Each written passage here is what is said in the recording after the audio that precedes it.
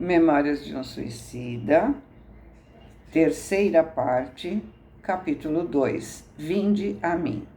Aníbal comentou a urgência de cada um de nós com a humanidade inteira, quer no plano físico terreno ou do invisível inferior e intermediário, se reeducar sobre a orientação de fecundas normas cristãs.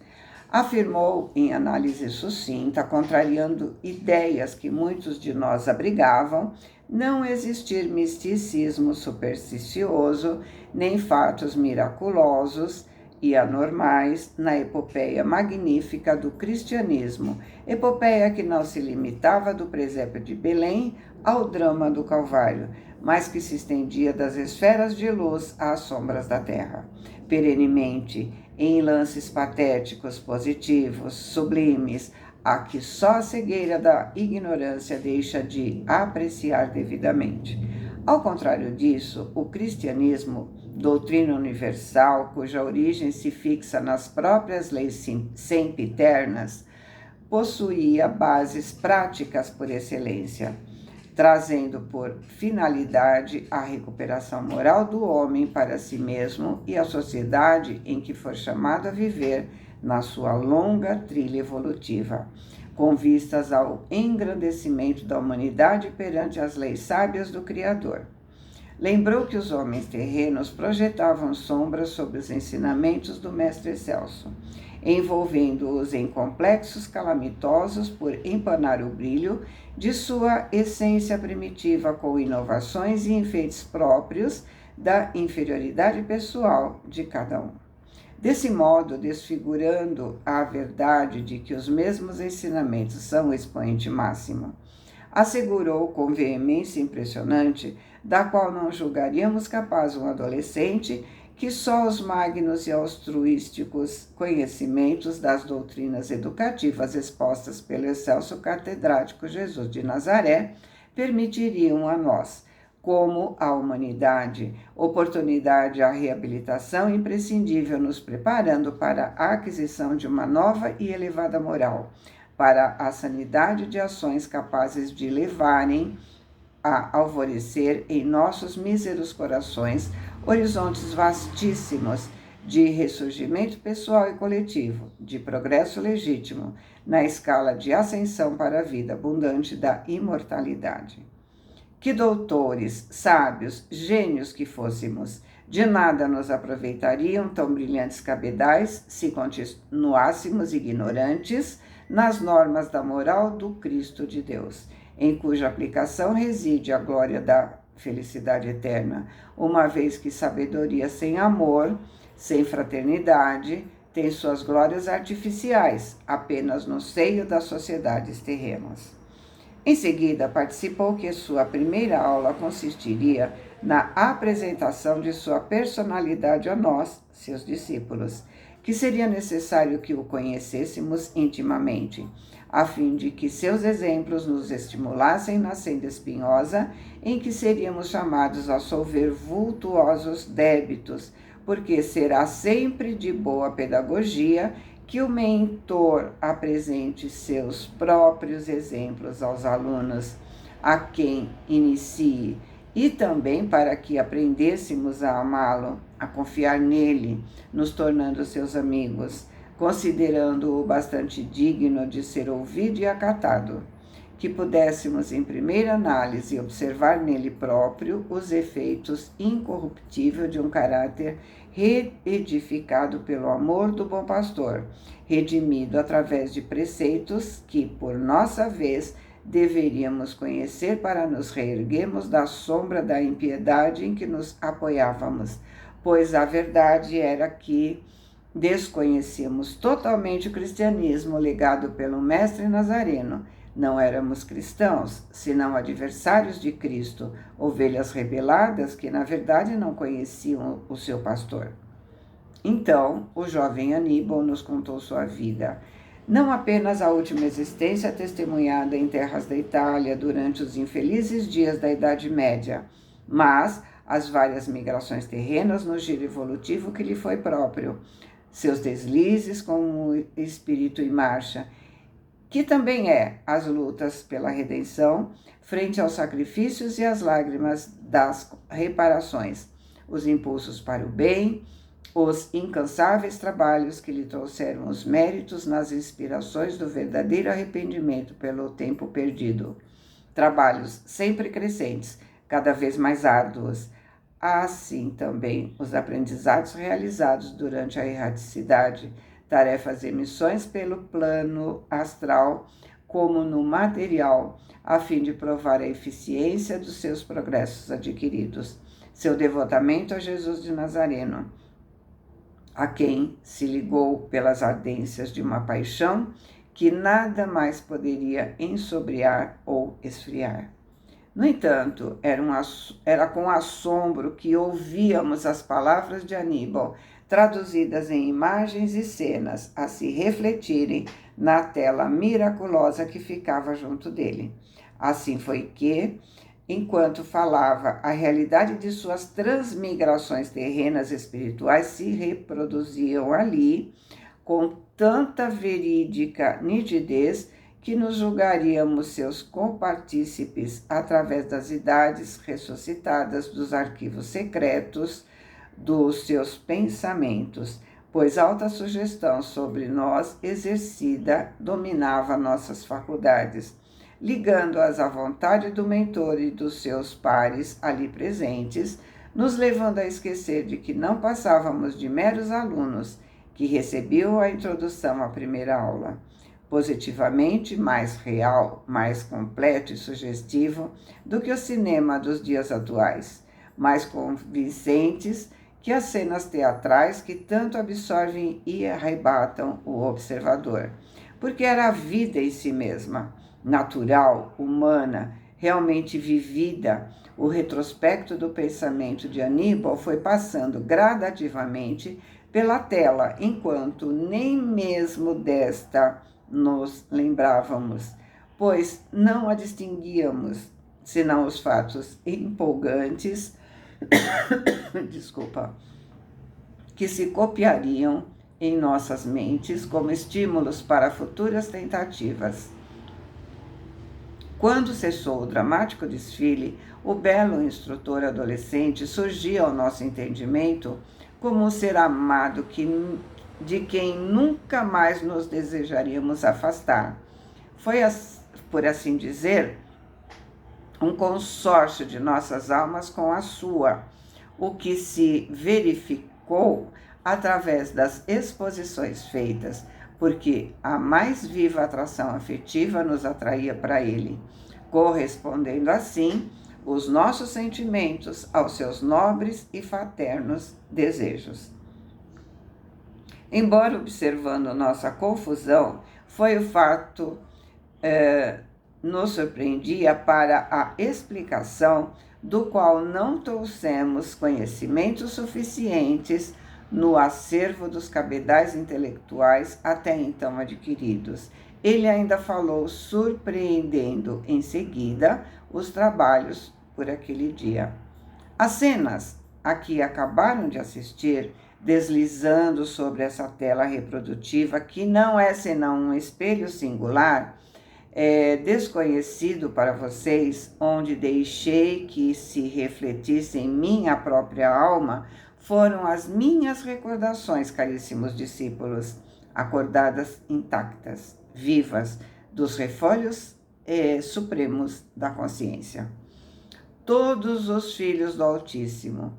ao viverem as existências planetárias como as espirituais, imprimem nos cofres da alma, nas camadas profundas da consciência, toda a grande epopeia das trajetórias testemunhadas, as ações, as obras e até os pensamentos que concebem. Sua longa e tumultuosa história se encontra gravada neles próprios, como a história do globo onde já vivemos se acha arquivada nas camadas geológicas e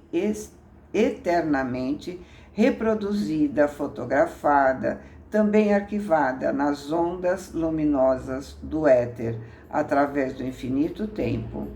Por sua vez, o corpo astral, envoltório que trazemos agora, como espíritos livres do fardo material, aparelho delicadíssimo e fiel, cuja maravilhosa constituição ainda não são capazes de compreender, registra com idêntica nitidez os mesmos depósitos que a consciência armazenou através do tempo. Arquiva-os em seus arcanos, reflete-os ou expande-os conforme a necessidade do momento, tal como fiz agora, bastando para isso a ação da vontade educada. Ora, se tivessem as faculdades de sua alma educadas, se cursando universidades na terra, esclarecendo inteligências como homens que foram, também tivessem cultivado os preciosos dons do espírito, assim se apossando dos sublimes conhecimentos da ciência psíquicas, além de não haver consigo a possibilidade de uma derrota produtiva pelo suicídio, porque teriam se colocado em planos muitas vezes superiores aos em que desenvolvem as paixões e insânias que a esse dão causa, agora estariam à altura de compreender minhas expressões mentais sem o auxílio, por assim dizer, material, deste aparelho que fotografou e animou os meus pensamentos, as lembranças e recordações, reproduzindo-as para vocês, tal como se acham arquivadas nos livros secretos do meu espírito. Uma operação melindrosa, o que acabaram de ver. Exige sacrifício por parte de quem atenta. Meus irmãos de ideal aqui presentes e meus discípulos me forneceram fluidos magnéticos necessários à corporificação das imagens e à reprodução de sons, a fim de que meu esforço não fosse demasiado e envolvidos no ambiente dominado por ondas especiais de um magnetismo superior, que é o nosso principal elemento. Vocês mesmos sugeriram a convicção de que viveram minhas vidas comigo, quando na verdade era apenas que assistiam ao desenrolar do passado depositado em meu ser. Em tempo, informo que não tardarão a conhecer as mesmas experiências, extraindo de vocês mesmos o passado que ainda dorme, porque mantêm embrutecidos pelas repercussões chocantes do seu estado de suicidas, dons da alma que nas entidades normais despertam com facilidade assim que ingressam na espiritualidade. Mas não competirá a mim orientá-los nesse áspero e doloroso retrospecto. O conhecimento que, com o fato agora presenciado, adquiriram, comum nos planos da espiritualidade, mesmo muito comum, um dia enriquecerá as aquisições intelectuais e científicas da Terra, para a recompensa dos homens através da ciência psíquica transcendental. Porém, até lá, o homem haverá de se moralizar, desenvolver faculdades preciosas do espírito, as quais, no momento, ele ignora possuir, a fim de,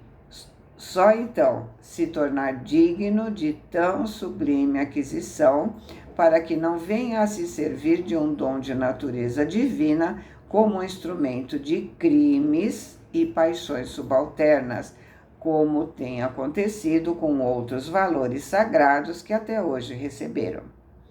Na própria Terra, esse dom, cujo valor inestimável ainda é desconhecido às inteligências comuns, foi exercido para as altas finalidades da educação das primeiras massas que se fizeram cristãs. Seria difícil fazer compreender o sublime alcance do Evangelho do Reino a criaturas simples e iletradas, apenas com o ardor da oratória, a magia do verbo. O Nazareno compassivo e amoroso, Senhor de poderes psíquicos incalculáveis para nós, dono da maior força mental que já nos foi dado conceber, expondo suas formosas lições, criava cenas e as corporificava, dando aos ouvintes maravilhados o esplendor de visões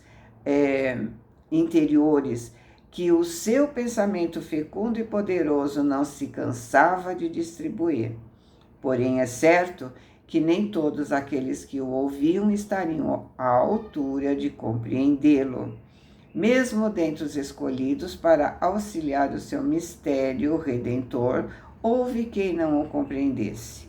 Mas os outros, para quem ele representava a luz incorruptível da verdade, os simples, os sofredores, sedentos de justiça e de esperança, os de boa vontade, destituídos de vaidade, em quem o egoísmo do século já não prosperava, vibrando mais ou menos harmoniosamente com ele, seguiam as ondas criadoras do seu pensamento luminoso e absorviam o ensinamento exemplificado de todas as formas. Seus discípulos, do mesmo modo, ao falarem dele, inconscientemente projetavam recordações e pensamentos que, recolhidos pelos cooperadores espirituais, incumbidos de assisti-los, eram imediatamente corporificados em sugestões poderosas para a visão do ouvinte sincero e de boa vontade, o qual então passava não apenas a ouvir uma narração, mas a ele assistir, a vê-la como se estivesse presente aos feitos sublimes do inesquecível Mestre. Assim também, caros discípulos, realizaremos nossas preleções em torno da doutrina deixada pelo Divino Instrutor, pois a direção dessa colônia de reclusos muito inspiradamente andou adotando tal método para instrução de seus internos, por serem impossíveis, até dele, interpretações pessoais, conceitos errôneos, sofismas ou interpolações. A partir daquele dia, assistíamos periodicamente às aulas de Aníbal, iniciado que foi definitivamente o nosso preparo moral à luz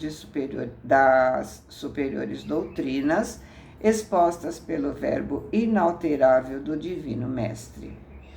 O catedrático explanou de princípio as causas da vinda de Jesus à Terra. Arrebatador desfile de civilizações passou gradativamente pela tela mágica, demonstrando aos nossos surpresos testemunhos a mais fecunda exposição das necessidades humanas, muitas das quais jamais havíamos tido ocasião de perceber. Então, sem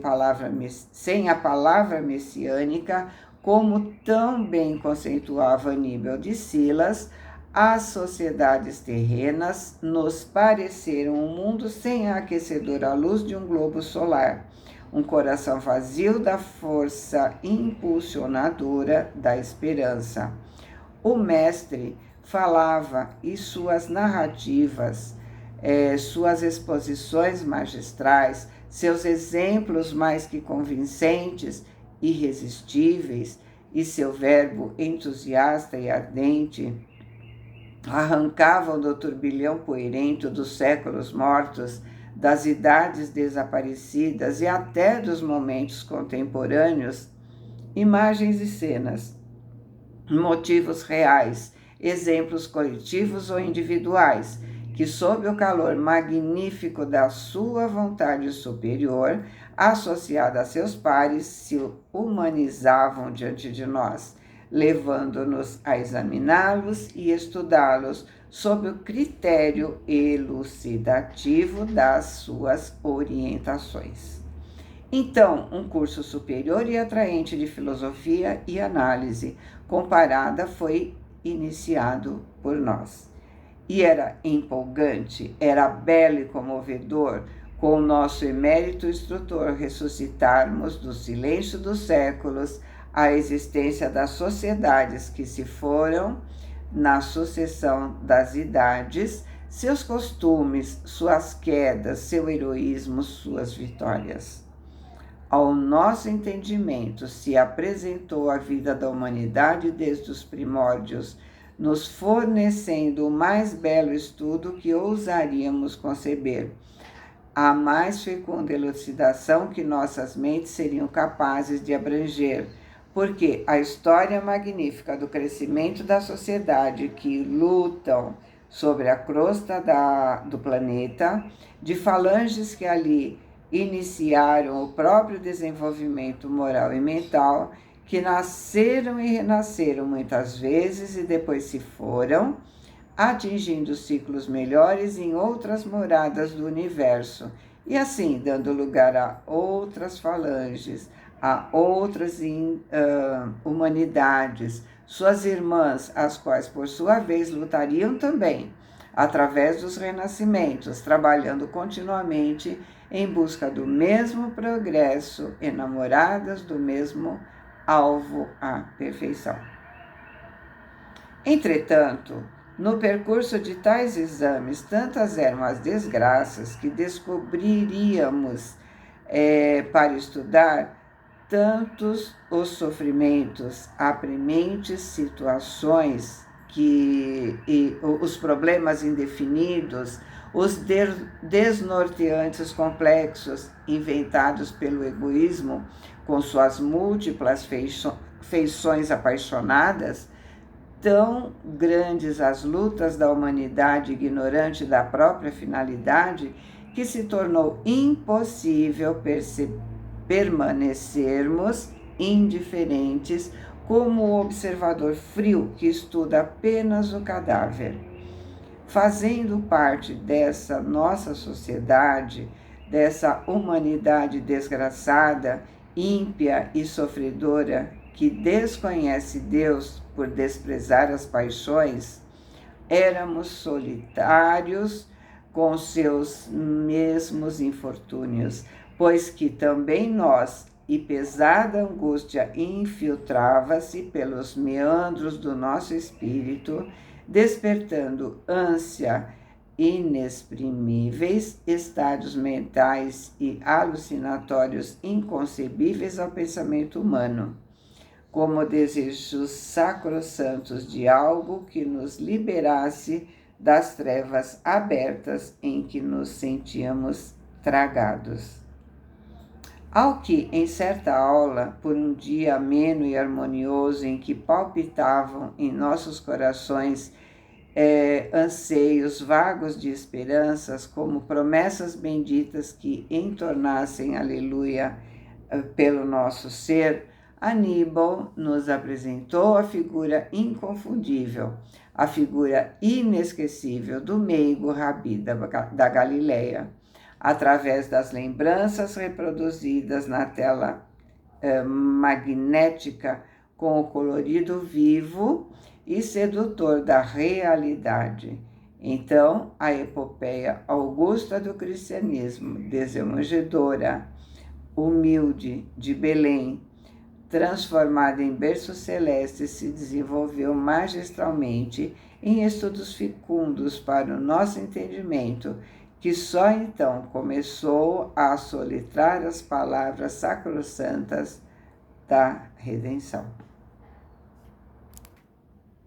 As cenas descritas pelo expositor, que tão bem conheceu a época do advento da Boa Nova do Reino de Deus, mostravam circunstanciadamente, com clareza impressionante, os discursos inesquecíveis do divino mensageiro, os discursos sugestivos, animados pelo colorido vivo dos quadros citados, as lições resplandecentes da mais elevada e pura moral, lançadas aos eixos da Judéia humilde e oprimida, mas ecoadas pelos recantos mais longínquos do mundo como convites amistosos e perenes à regeneração dos costumes para o reinado do verdadeiro bem, apelos amorosos de confraternização pessoal e social para a concretização de uma pátria ideal na terra, cujas normas de governo ele oferecia através de sua oratória impecável, de sua exemplificação na vida prática sem precedentes, como nas fulgurações imperecíveis daquela áurea doutrina, cujo alvo era a educação moral do homem, cuja finalidade era a sua exaltação para a glória da vida sem ocasos, da vida eterna na unidade com Deus. A imagem sedutora do enviado celeste gravou-se, por assim dizer,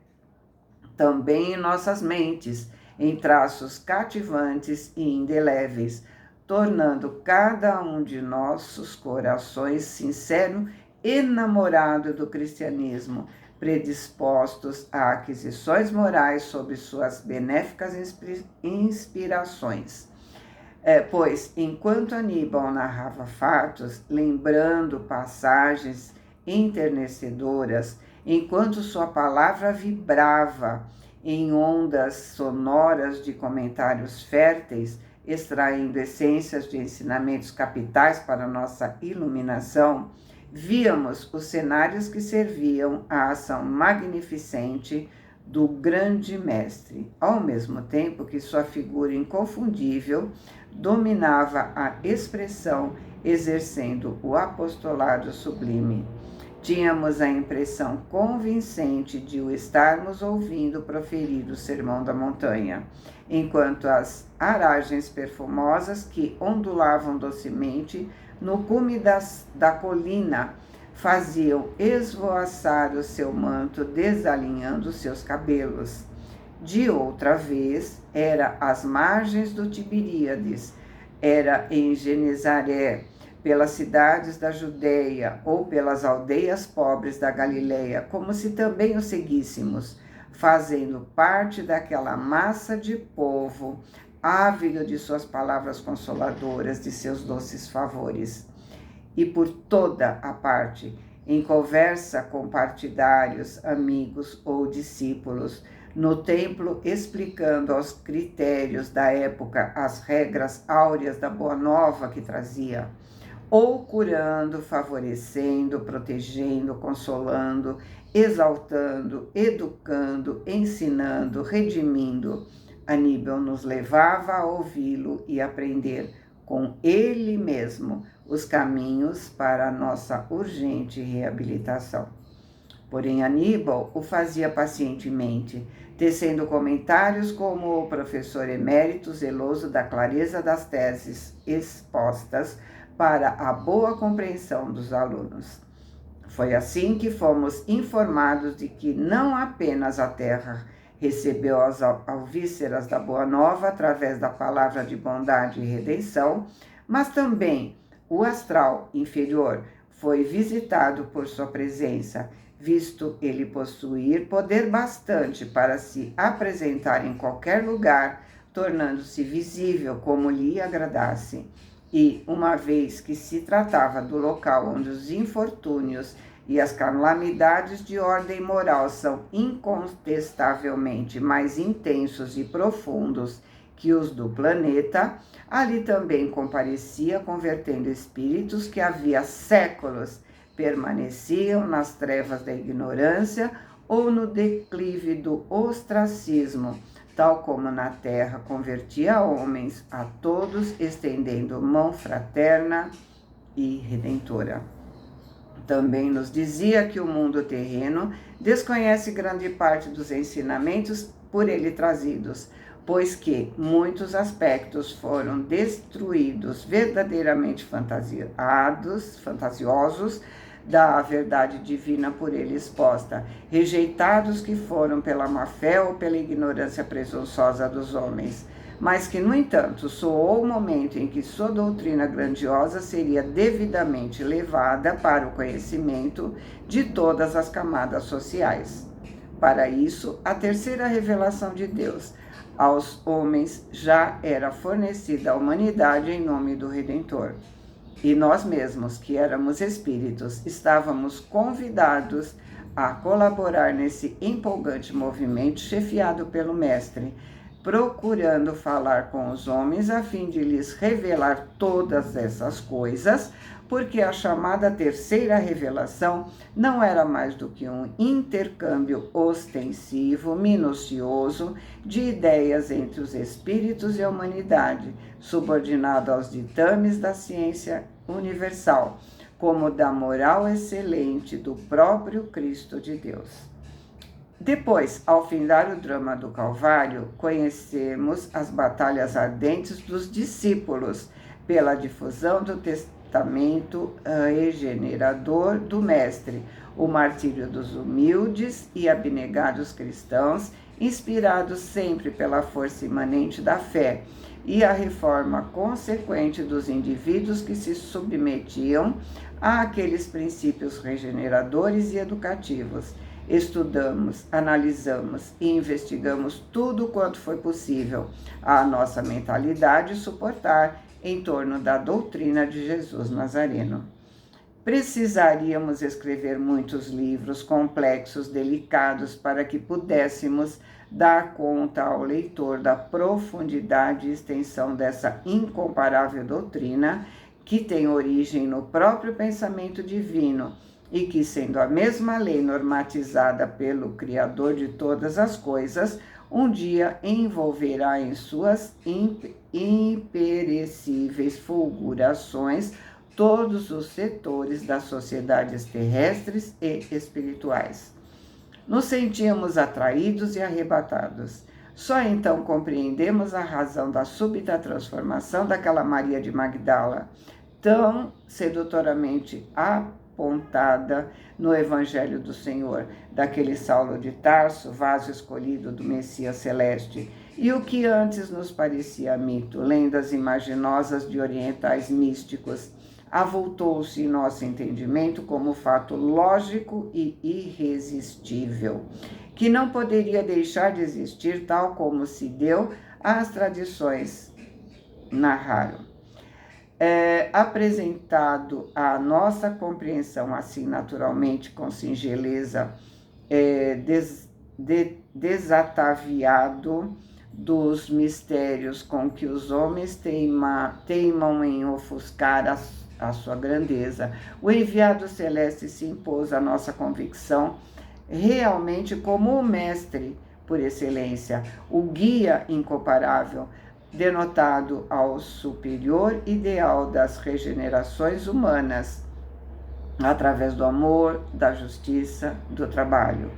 Compreendemo-lo e amamo-lo, então, o necessário para nos abastecermos de fé e de esperança, qualidades indispensáveis ao espírito em marcha de progresso, as quais havia séculos faltavam nos cabedais dos nossos corações. Esse admirável curso requereu de nossa boa vontade e esforço e da abnegação de nosso preceptor espiritual longos anos de dedicação e estudos incansáveis, assim como de exemplificação e prática, visto ser a doutrina messiânica prática por excelência, confirmando-se invariavelmente através da vida cotidiana de cada adepto. Era a iniciação cristã rigorosamente ministrada de forma a não nos deixar motivos nem desejos para futuros deslizes nos campos da moral. Mas a caminhada parecia árdua, demasiadamente longa para muitos de nossos cômpares, os quais se deixavam turbar frente ao labor espinhoso e constante que se tornaria imprescindível desenvolver. Mas chegamos a uma época de nossa existência de espíritos em que já não era possível estacionar, vergados sobre as projeções do desânimo. Reagimos contra as ameaças da fraqueza, da angústia fértil que nos rondava, compreendendo que urgia prosseguir a despeito do infinito das lutas que acenavam nas dobras do futuro, enquanto que a protetora voz da consciência nos advertia de que, com o lente magnífico de Nazaré, adquiriríamos cabedais justos para a jornada que se delineava ao nosso pávido entendimento de delinquentes arrependidos. Vinde a mim vós que sofreis, e eu vos aliviarei. E nós atendíamos ao doce e irresistível chamamento e avançávamos.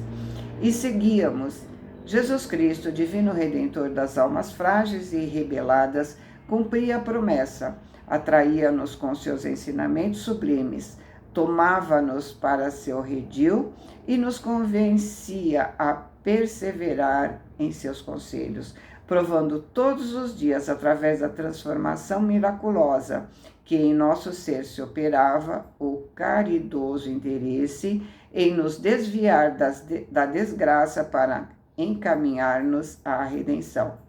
Empolgados por esse curso atraente que tanto alívio nos trouxe, esquecíamos os dramas penosos, o desequilíbrio das paixões que nos haviam desgraçado, esquecíamos a terra e dela só lembrávamos graças a outros estudos que alternadamente éramos conduzidos a experimentar, para eficiência da preparação, pois, afirmamos acima, tínhamos aulas práticas onde testemunharíamos a eficiência do aprendizado teórico, antes de que as provas reais de uma nova encarnação terrestre nos conferisse palma da reabilitação.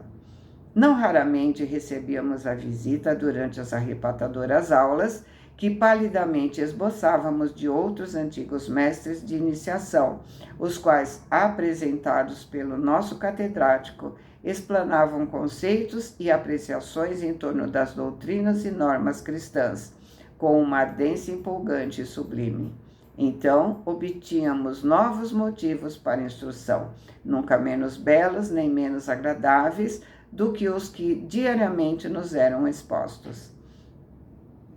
Vivíamos reclusos, era bem verdade. Continuava não existindo permissão para sairmos da colônia, a não ser um agrupamento escoltado das turmas de aprendizes, mas também não era menos verdadeiro que vivíamos rodeados de uma assistência seleta, no âmbito social de uma pleiade de educadores e intelectuais, cuja elevação de princípios ultrapassava tudo quanto poderíamos conceber. E porque compreendêssemos de tal reclusão, nos era uma dádiva magnânima a auxiliar o nosso progresso. A ela nos resignávamos com paciência e boa vontade. Diariamente, ao entardecer, eram permitidos recreios nos grandes parques da universidade. Então nos reuníamos em grupos homogêneos e nos dávamos a conversas, comentários em torno de nossas vidas e da situação presente. Nossas boas perspectivas, as vigilantes a cada grupo, geralmente tomavam parte de tais recreios, e até nossas irmãs dos departamentos femininos, o que nos permitiu alargar intensamente o número de nossas relações de amizade. Seria difícil, ao fim de 10 anos de internação no Instituto da Cidade Esperança, reconhecerem em nós outros vultos enfurecidos e trágicos do Vale Sinistro, aqueles mentecaptos ridículos, reproduzindo a cada instante o ato maléfico do suicídio e suas satânicas impressões. Acalentados pela esperança, aliviados pela magia envolvente do amor de Jesus, sob a inspiração de cujos ensinamentos ensaiávamos noutro surto, éramos entidades que poderiam ser consideradas normais, não fosse a consciência que tínhamos da própria inferioridade de desertores do dever, coisa que muito nos afligia e envergonhava, tornando-nos indignos em nosso próprio conceito, não merecedores do auxílio de que nos rodeavam. As solenidades do Ângelus nos encontravam frequentemente ainda no parque. A penumbra de nossa cidade se acentuava e nostalgia dominante envolvia nossos sentimentos. Do templo situado na Mansão da Harmonia, região em se demoravam com frequência os diretores e educadores da colônia, partiu o convite às homenagens que naquele momento seria de bom aviso prestarmos à protetora da legião a que pertencíamos todos, Maria de Nazaré. Pelos recantos mais sombrios da colônia ressoavam então doces acordes, melodias suavíssimas, entoadas pelas vigilantes. Era o momento em que a direção-geral rendia graças ao Eterno pelos favores concedidos a quantos viviam sob o abrigo generoso daquele reduto de corrigendas, bendizendo a solicitude incansável do bom pastor em torno das ovelhinhas rebeldes tuteladas da região da mãe, amorável e piedosa. E era ainda quando ordens desciam do mais alto, orientando os intensos serviços que se movimentavam sobre a responsabilidade de dedicados servos da mesma legião. Mas não éramos obrigados a orar. Faríamos o que quiséssemos. Porém, em Cidade de Esperança, jamais tivemos conhecimento de que algum aprendiz ou interno recusasse agradecer ao Nazareno Mestre ou à sua mãe boníssima, por entre lágrimas de sincera gratidão, os favores recebidos do seu inapreciável amparo. A ternura daquela oração, cuja simplicidade só igualava a sua própria excelsitude, despertava em nossas mentes as mais ternas recordações da existência. Revíamos, levados pelo império das gratas sugestões, os doces, saudosos dias da infância, os vultos carinhosos de nossas mães, os ensinamentos, a mimosa saudação do arcanjo à Virgem de Nazaré e as palavras inesquecíveis de Gabriel, ungidas de veneração e respeito, repercutiam nas profundidades do nosso eu, tocadas do saudoso sabor do desvelo materno que na vida planetária jamais soubemos devidamente considerar. Chorávamos, e saudade muito pungentes da família e do berço natal, do lar que havíamos menosprezado e enlutado, dos entes queridos e amigos que ferimos com a deserção da vida, entornavam-se pelo nosso ser, nos predispondo a grandes pesares sentimentais como novas fases de remorsos dolorosos. Então orávamos, ali mesmo na quietude envolvente do parque, ou recolhidos a local determinado. Orávamos sentindo em cada dia o beijo do do benéfico reconforto vivificando nossas almas, como se misericordiosos bálsamos refrescassem nossas consciências das excessivas ardências que se haviam rasgado em nosso ser pelas garras infames do suicídio, que nos deprimiu e desgraçou à frente de nós mesmos. E de envolta com o refrigério, eis que se avolumavam a necessidade imperiosa de nos tornarmos dignos dessa misericórdia que tanto nos amparava, a necessidade de testemunhos que a Deus provasse nosso imenso pesar, por nos reconhecermos graves infratores de nossas magníficas leis. E assim ele termina o capítulo. Boa semana, fiquem com Deus, com toda essa reflexão e amo vocês.